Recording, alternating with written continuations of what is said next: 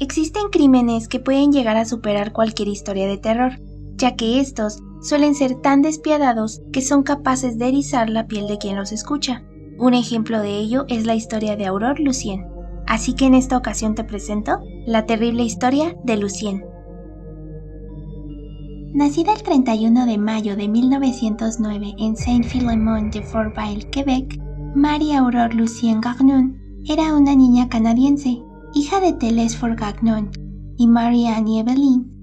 Aurore fue conocida como la niña mártir por la terrible historia detrás de su fallecimiento. Lucien nació y se crió en una familia católica, siendo la segunda hija de 5 hermanos. Sus padres, Telesphore y Evelyn, se casaron en septiembre de 1906 y debido a ello decidieron vivir en un pequeño pueblo en la orilla sur del río San Lorenzo, a 100 kilómetros al suroeste de la ciudad de Quebec. Más o menos en 1916, tras el nacimiento de Joseph, su último hijo de la pareja, Evelyn fue hospitalizada a causa de una tuberculosis, lo que la llevó a fallecer el 23 de enero de 1918 en el asilo. Sin embargo, en el lapso que Evelyn estuvo hospitalizada, a su casa se mudó la viuda de un primo de Telesphore, llamada Marie-Anne Hood, la cual decía que quería ocuparse de los niños y la casa, en lo que Evelyn se recuperaba en el asilo antes mencionado. Así que con 30 años y con 2 hijos de nombres, Gerard y Henry George, decidió mudarse a dicho hogar. Más tarde, y a tan solo unos días después de que falleciera Evelyn, Telesphore se casó con Marie-Anne Hood, y posterior a ello fallecieron 2 hijos de Telesphore. Sin embargo, nunca se profundizó en el asunto y no se supo con exactitud cuáles fueron las causas del fallecimiento de los menores. Por otra parte, los aldeanos comentaban que Lucien era golpeada en repetidas ocasiones por su padre, el cual solía hacerlo con el mango de un hacha. Si bien estos solo eran rumores en esa época, todo se comprobó cuando en septiembre de 1919, con 10 años, Lucien fue hospitalizada por más de un mes en el Hotel Dieu de Quebec, con una grave infección en una pierna, provocada por uno de esos golpes. A pesar de ello, jamás se hizo nada en contra de su padre de Lucien y las palizas continuaron. Todo esto hasta el 12 de febrero de 1920, cuando Lucien falleció en medio de muchas dudas. Así que debido a ello, se dio paso a la reconstrucción de los hechos en el juicio.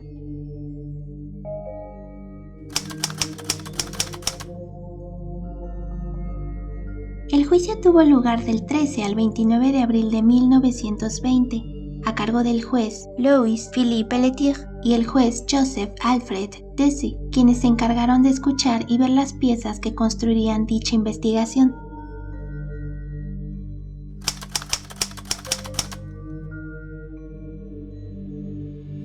Exilda Auger, de 50 años, fue uno de los primeros testimonios, ya que ella era vecina cercana de la familia, la cual declaró que aproximadamente el 2 de febrero visitó la casa de Aurore, ya que tenía entendido que se encontraba enferma Lucien.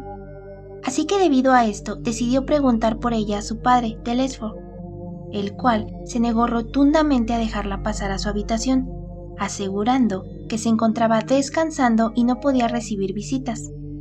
Si bien esto no era un indicio para pensar mal, también hizo mención que hace tiempo atrás Telesphore y Annie Hood visitaron su casa, en donde estos le habrían confesado que era muy difícil criar a Lucien y que en repetidas ocasiones solían castigarla con un mango de hacha, con diferentes palizas.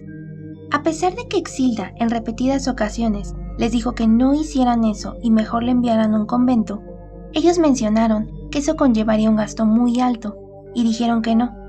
De la misma manera expresó que el 10 de febrero entró a la casa y subió al cuarto sin permiso, y fue entonces cuando vio que Lucien se encontraba muy mal en un rincón del cuarto, puesto que apenas se podía poner de pie. Sin embargo, ella dijo que era debido a un dolor de rodillas sin importancia. Finalmente aclaró que la última vez que la vio fue un día antes de su fallecimiento, debido a que su madrastra, Annie Hood, la llamó para pedirle ayuda, ya que Lucien se encontraba muy mal y Telesphore había ido al bosque y no sabía a quién recurrir.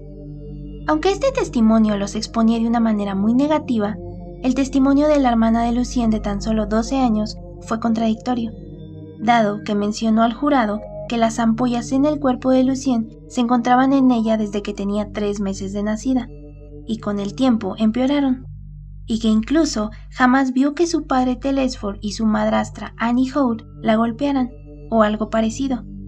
Además dijo al jurado que Lucien empeoró después de irse a la cama, y que a todos tomó por sorpresa.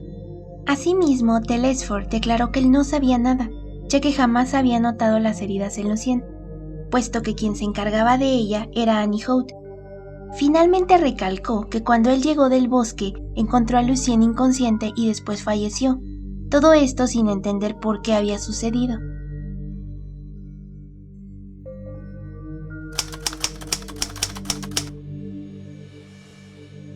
A pesar de muchos testimonios que se contradecían en el juicio, este pudo concluir cuando al juez se le entregó el examen forense final, el cual fue llevado a cabo y supervisado por el Dr. William Jolicoeur y el Dr. Albert Maury en la iglesia Philomène. El Dr. Jolicoeur hizo que su colega, el Dr. Albert Maury, realizara una autopsia en el cuerpo de la niña, para que de esta manera se supiera con exactitud la causa de su muerte. Dichas pruebas revelaron que la niña había muerto de intoxicación sanguínea generalizada, todo esto resultado de una gran cantidad de heridas infectadas. Así que, dados los resultados de dicho examen, había las suficientes pruebas para que el detective Laurie arrestara a la pareja Gagnon y seguir reuniendo pruebas y testimonios.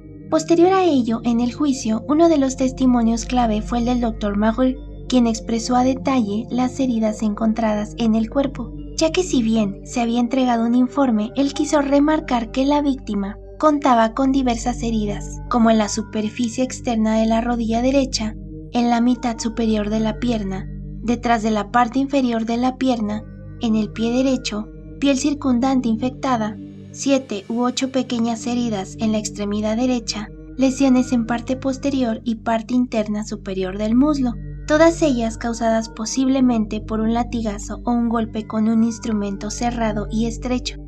Asimismo, contaba con la extremidad izquierda bastante deteriorada como el lado interno de la rodilla, el cual contaba con una superficie rojiza gangrenosa, del mismo modo que el tercio superior de la pierna, capas de piel desprendidas en la superficie superior del pie, cicatrices de viejas heridas en el muslo, heridas secas de media pulgada en el lado externo del brazo derecho, así como parte superior del antebrazo, heridas de media pulgada en el dorso de la mano, la muñeca, parte posterior del dedo meñique, rasguños en las superficies posteriores del dedo medio y del dedo índice, fractura y lesión en la piel del lado interno del codo derecho, párpado superior e inferior derecho con lesiones en piel, al igual que en la parte superior de la ceja derecha. Estas últimas posiblemente causadas por un golpe directo en la frente con un objeto contundente, el cual resultó en un hematoma y una lesión en el pericráneo, previas a la infección en la zona del cráneo. No obstante, se encuentra toda la superficie del cuero cabelludo desprendido, con 16 onzas de líquido purulento con sangre. Por otra parte, el riñón izquierdo se encontraba congestionado.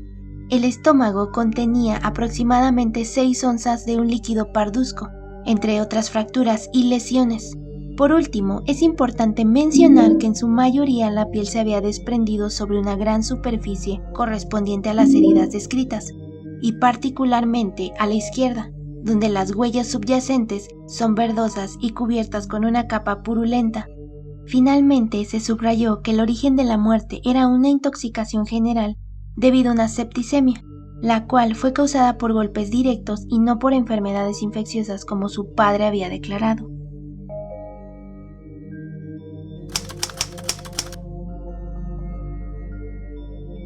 Después de algunos testimonios de vecinos y demás familiares, como el de una sobrina de Annie Holt, se procedió a leer el veredicto. Después de haber escuchado la evidencia presentada ante este tribunal por los diversos testigos, nos parece muy claro que la acusada Madame Gagnon causó la muerte de la pequeña Aurore Gagnon, y antes de emitir este veredicto, creo que es mi deber mencionar a la corte las circunstancias verdaderamente sorprendentes que rodean esta tragedia, y en particular, sobre el marco del acusado, exhibir la serie de actos anormales y, en nuestra opinión, las causas patológicas que llevaron a la muerte de esta niña. acordando este punto con la opinión pública general y fortalecidos por el consejo de nuestros expertos médicos, los doctores Marius, Derome y Degnaud, no podemos resistir la necesidad de expresar ante este tribunal nuestras dudas sobre el estado mental del acusado, y si el tribunal lo permite, sugerir que se nombre un comité de expertos médicos para investigar la responsabilidad mental del acusado. En otras palabras, establecer si las acciones que llevaron a la muerte de la pequeña Aurore Gagnon se cometieron bajo una influencia patológica o bajo la influencia de una pasión perversa como lo es el odio, la avaricia, la ira y demás.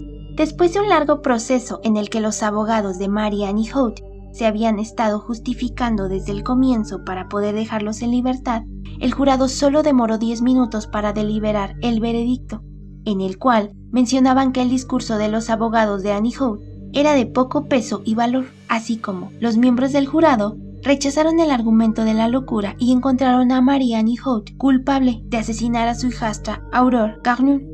En virtud de ello, el juez leyó lo siguiente.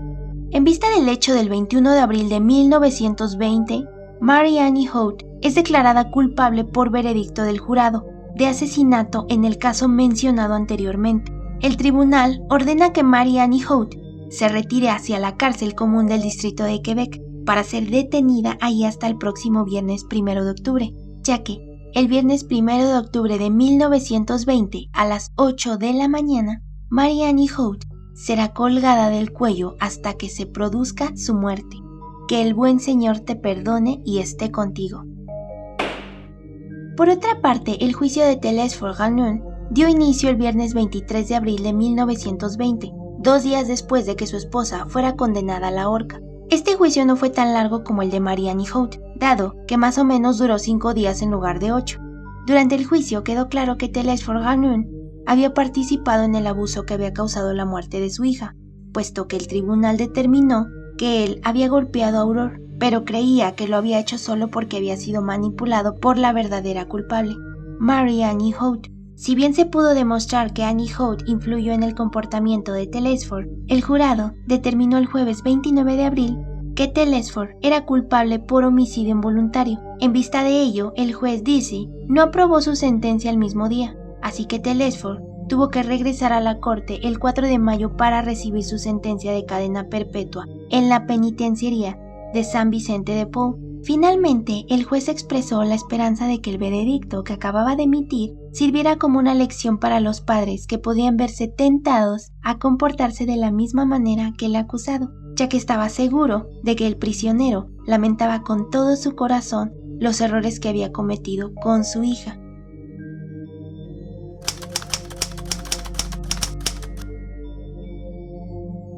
Posterior a que Annie Holt pasó tiempo en la prisión del distrito de Quebec, meses antes de su sentencia acordada, su destino dio un giro importante, ya que surgió una campaña para salvar su vida, puesto que los habitantes de Quebec y Ontario, principalmente grupos de espíritu reformista, apoyaron la conmutación de su sentencia de muerte a cadena perpetua. Sin embargo, la Asociación de Bienestar de los Prisioneros de Canadá, con Robert Bickerdike a la cabeza, logró la conmutación del caso de Mary Annie Holt. No obstante, Annie Holt no se sintió satisfecha con dicha decisión y siguió intentando apelar su caso, enviando diversas cartas al ministro de Justicia, en las que exponía que sentía el deseo de regresar con su familia y sus hijos.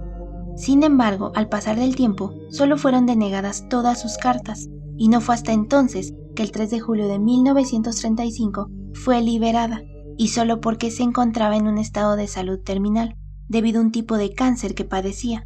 Así que, dadas las circunstancias, Annie Holt se fue a Montreal, en donde vivía una prima, para poder pasar los últimos meses de vida. Todo ello hasta el día de su muerte en mayo de 1936.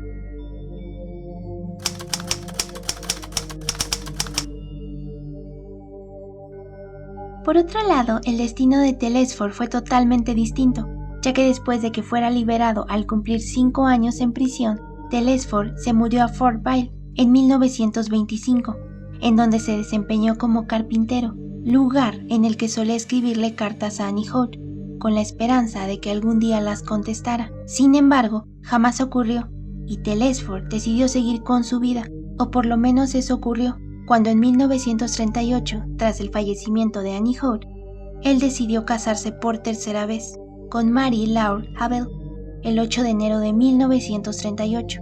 Finalmente, Telesphore Gagnon falleció el 30 de agosto de 1961 en Saint-Philomaine-de-Fourvière de muerte natural. Como lo has visto, existen relatos que son capaces de estremecer a quienes lo escuchen por lo siniestro de estos, tal como se muestra en este caso, ya que si bien se castigó a los culpables, jamás se podrá llegar a saber qué tanto fue lo que sufrió Lucien. Aurore se ha mantenido como un icono en la cultura de Quebec a la fecha. Sus restos descansan en el cementerio de Fourvière, una tumba en donde durante años las personas la recuerdan dejando en su lápida juguetes, flores y demás detalles. Yo me despido, no sin antes recordarte que si te gustó el video no olvides darle pulgar arriba, compartirlo, suscribirte y activar la campanita para que YouTube te avise cada vez que suba un nuevo video. Nos vemos en la próxima.